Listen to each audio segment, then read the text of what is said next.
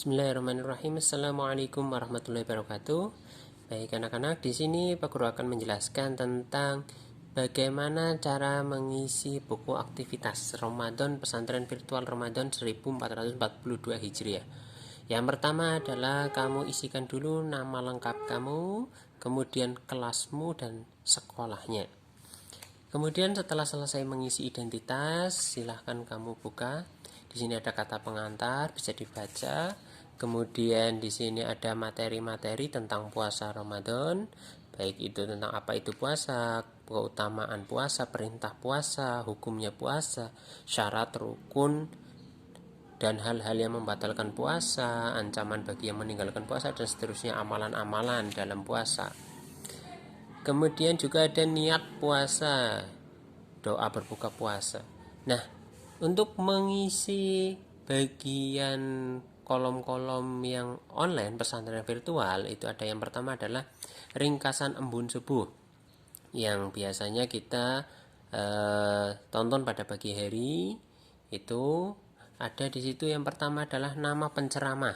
Biasanya dalam itu kan memperkenalkan diri, silahkan kamu tulis nama penceramahnya siapa, kemudian hari dan tanggalnya.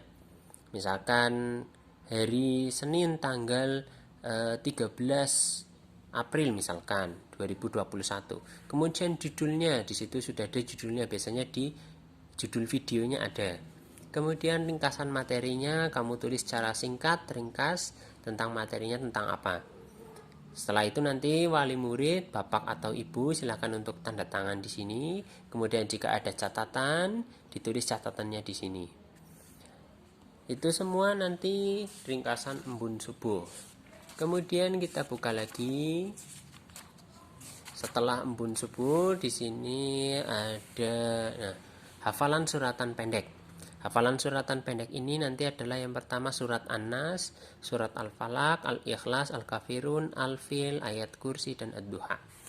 Nah, adapun hafalan-hafalan ini nanti silahkan kamu di sini ditulis. Ketika kamu bisa menulis surat An-Nas ditulis di buku atau di kertas.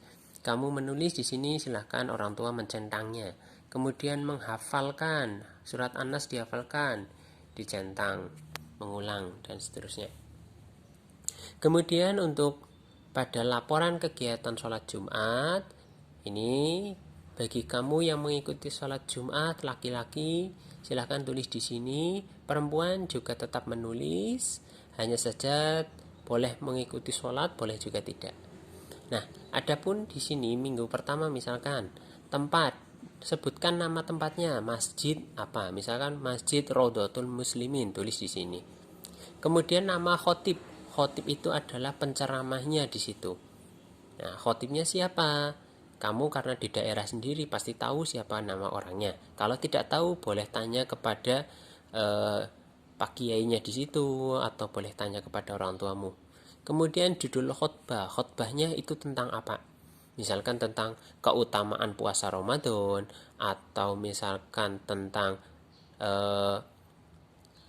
yang lainnya, itu di situ ditulis di sini. Kemudian nanti silahkan kamu mintakan paraf atau tanda tangan kepada khotib tadi.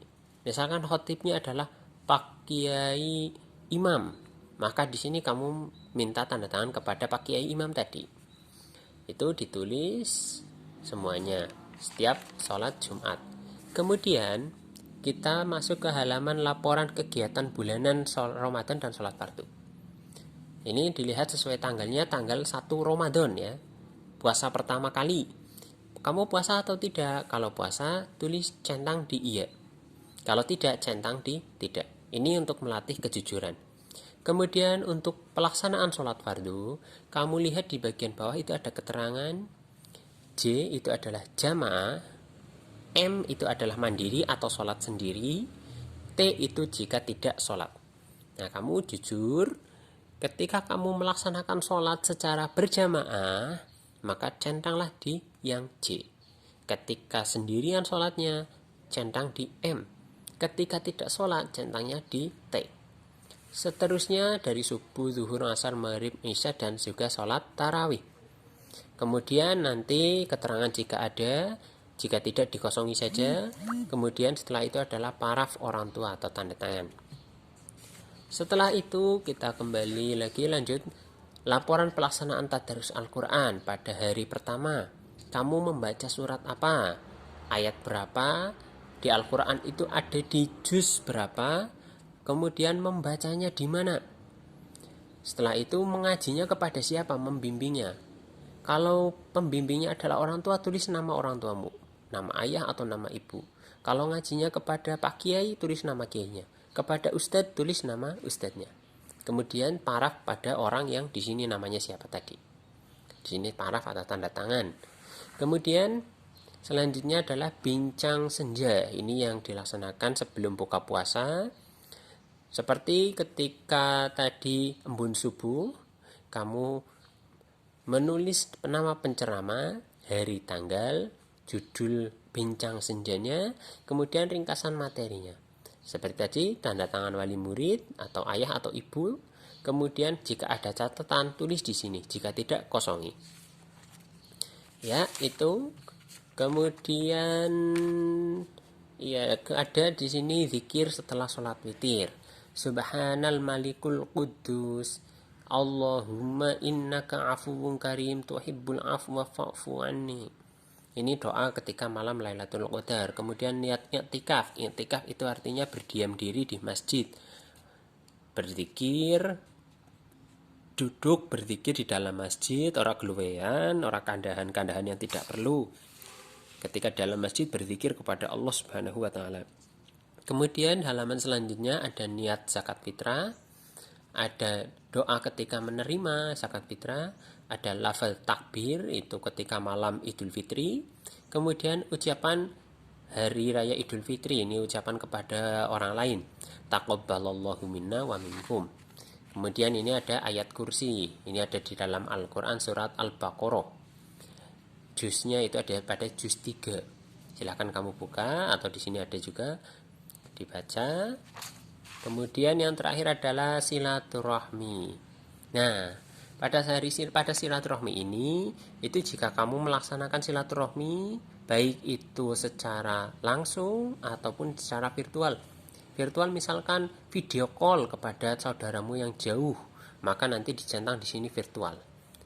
Nah, bagaimana nulisnya? Yang pertama hari tanggal. Kamu melaksanakan silaturahmi itu hari tanggalnya berapa? Misalkan hari Senin tanggal 5 Mei misalkan.